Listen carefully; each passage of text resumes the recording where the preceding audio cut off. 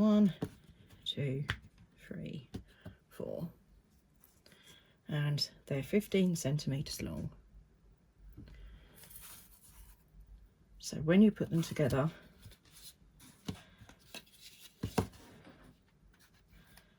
that's a 14 centimeter gap. So you got a piece of hardboard, 14 centimeters square, and that fits inside perfectly. And then all you've got to do is stick it together.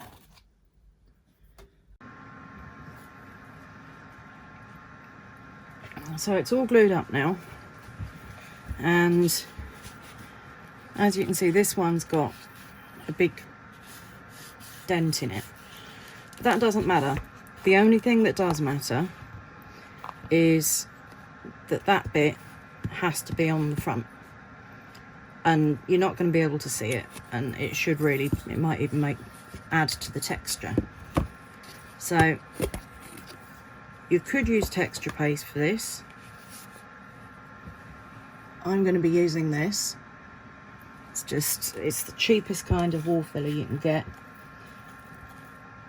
I have added a bit of water to it to make it more malleable, but I find this works better than a texture paste. I don't really know why. I think it's a bit grittier, I think. But you use different things for different things, don't you? So what I'm going to do is I'm going to make sure this bumpy bit is covered.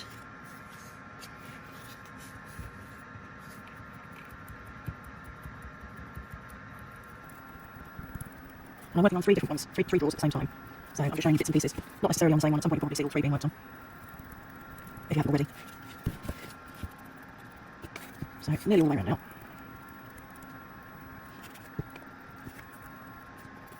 Nearly done. I do want it going right up to the top edge.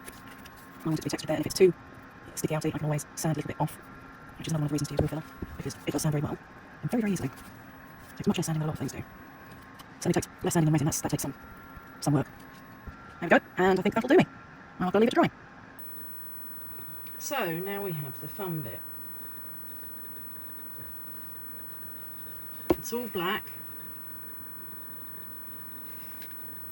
and as you can see from these two, I'm going to put a base layer of colour on it. But I'm not going to use craft paint or anything like that. I'm going to use a standard paint tester. And this one has a foam on the end. And this does a really amazing job of highlighting the texture, as I hope you can see. Just absolutely beautiful. Can't believe how well this works. And these things are so cheap. And when they're empty, you can refill them with other things. Right, so that's all three painted. I know that footage went a bit funny, but never mind. So they're now all dryish. And for the next step, I'm going to use some of this bronze penny. Is it going to focus? Focus, just there. There we go. Bronze penny spray by Hunky Dory. Now let's see if we can get our focus back over here. There we go. So get a bit of shaky shake going on here. So this one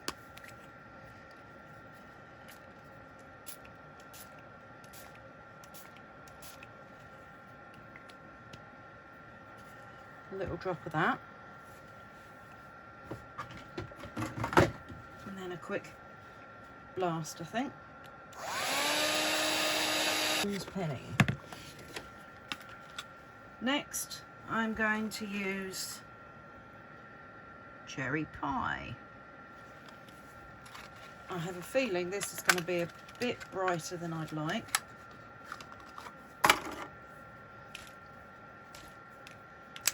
but it's always good to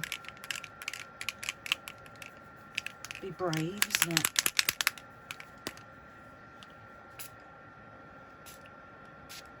Yeah, that looks bright.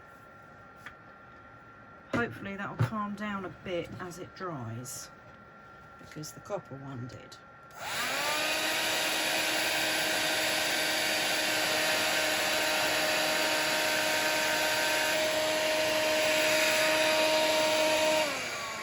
There we go, that's dry enough. And then I really want another colour on there. Let's have a look. What can I find? A nice green here. This is apple green from the same make. I don't want to leave these in boxes, just so. So I'm going to be sorting out my storage over the next few weeks, so I'll find a good home, good place to live. See that? Looks pretty dark, pretty bright as well. The red did calm down. So here's that again. I think it's going to it's so cold. And because it's a workshop where I use a lot of freshly cut wood, just beyond the wall behind me. So then things just like that. And I'm going to do a hot video about it, so we're just going to come on, you see that? Yeah, 4 sprays of the bronze penny. And then I think maybe I'll just put one of this one in, see how it looks. Midnight black. This should really be my colour, shouldn't it? I don't know, I haven't really experimented with it enough yet. So that's one black. And then give it a good mix around. So this should be very, very diluted. It's hopefully it's the red line mist as well. And lots on. It would be nice if it kind of dripped it. And the way I've got these sitting, it'll drip up to the top. Right, so I'm going to try glassing it in and see what happens.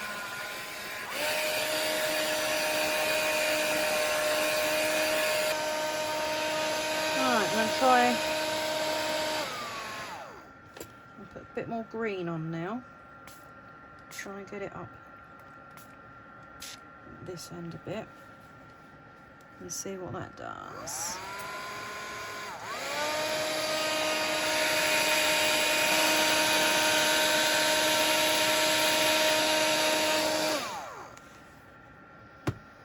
There we go.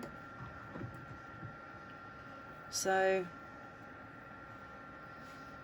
I think I like it.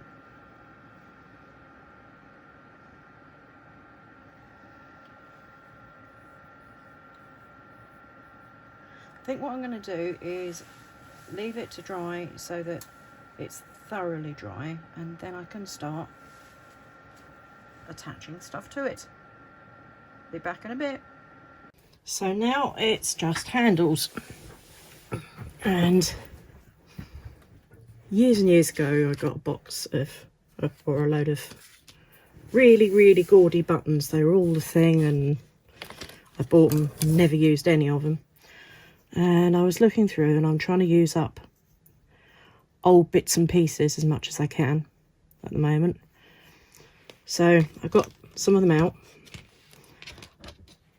and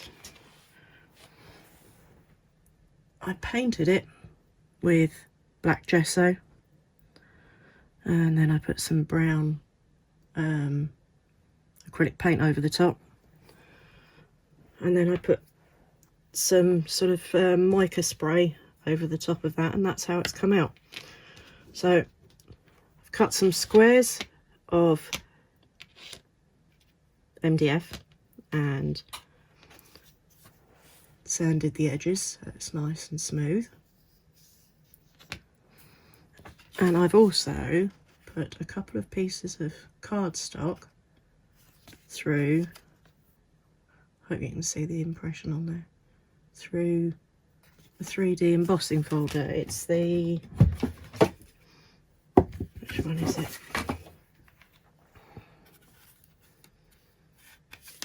It's the Tim Holtz cog one. Can you see that? Yeah, I think that's clear. There we go. So what I'm going to do to start with is I'm going to paint the edges and the back on these, and I think I'm going to use the brown Penta iron paste and see. Now this is the only time I've ever used the iron paste so far, so this is really first time trying. I've discovered that it works much better if you've got a wet brush. So I have a wet brush.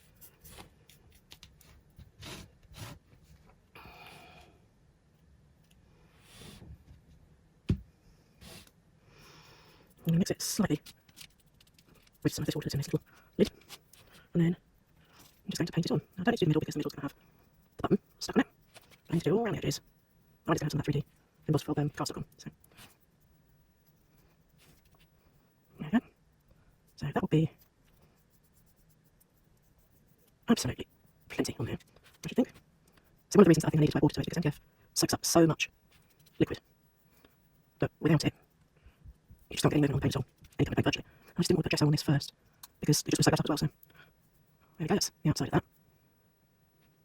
I'll paint the other ones and I'll be back. So that'll do. And then just paint up these squares. This will probably take a couple of coats because I have thinned this down quite a lot, so I can get good coverage.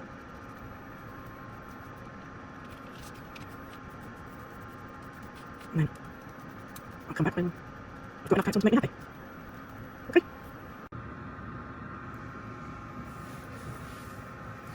So that's given me some really nice looking texture, but it's not that easy to see. So just to make it really stand out, what I'm going to do is I'm going to put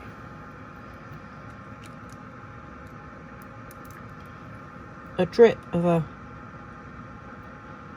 variety of glimmer mists that I've mixed together with some extra water, maybe 2 drips, why not? Live dangerously. And then I'm going to spray some water on it until it all sort of moves around a lot. That makes some nice explosions of colour and of glimmer, and hopefully that will let it sit in all of the grooves but not so much in the high spots. There we go, and then time to dry. And I'm just going to have to leave that, I think, because if I don't want to blow it around too much. So it might take a while because it's not quick drying place, this. So I'll be back in a bit. So now it's just gluing it together. One back piece.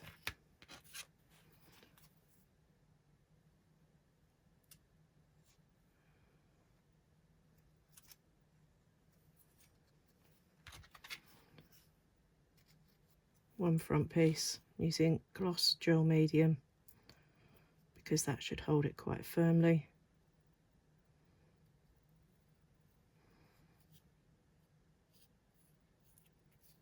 And if it pulls a bit around the side, that's not really the end of the world. And then I'll just pop it down that way and put something heavyish on it, and then do the same for the other ones. Try and make it take up all texture. So like that. Pop it down, square it up.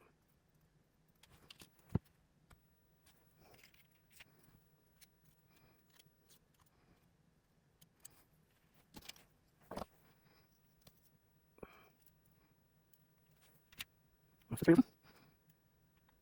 And then it's waiting for that to dry. So all dry.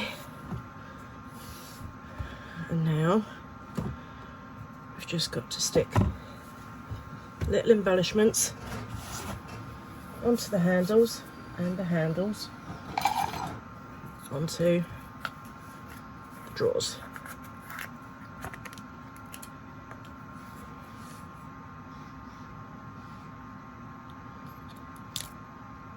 Oh dear, my gel's got a bit gunked up. Whoops. I don't know what that was. Dollop of that on there. I want enough to go in the texture, but not so much that it goes everywhere. There we go, that's that one.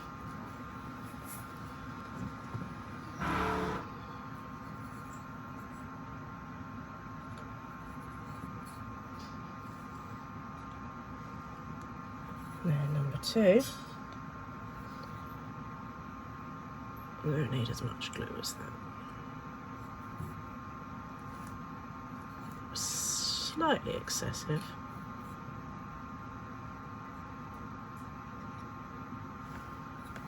There we go, that should do it. That one on that side, I'll put that one on that side.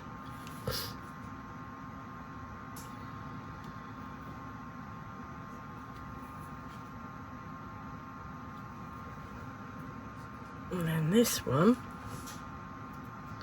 because I only had 2 different ones of those, always make use of what you've got, says the person who's using things that she's had for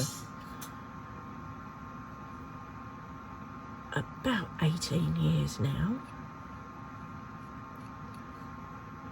and finally come up with a way to use them more in keeping with her own style. That one I'm going to pop on there.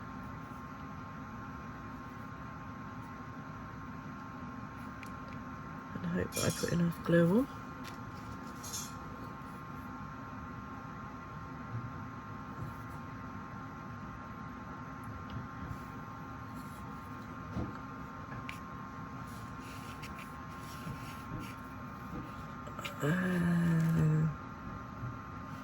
Both in the middle.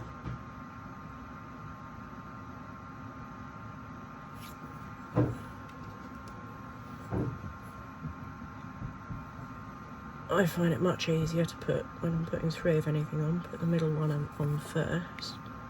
And I can work out roughly what I'm doing with the spacing, and then I've got no excuse for why I screw it up. There's a bit of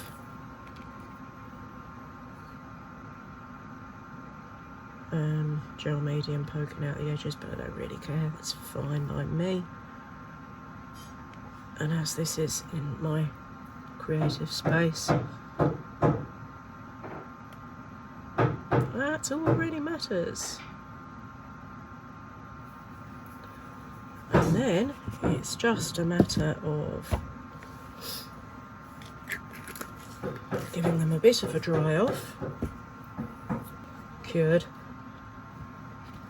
and then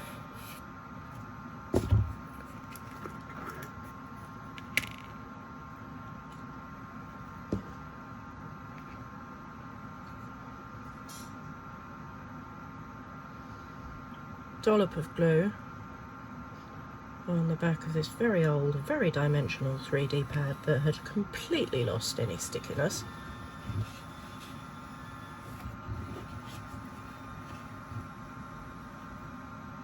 Like that.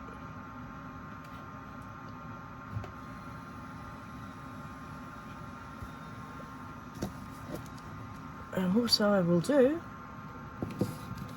is I will put some stills of it all completed and dry at the end.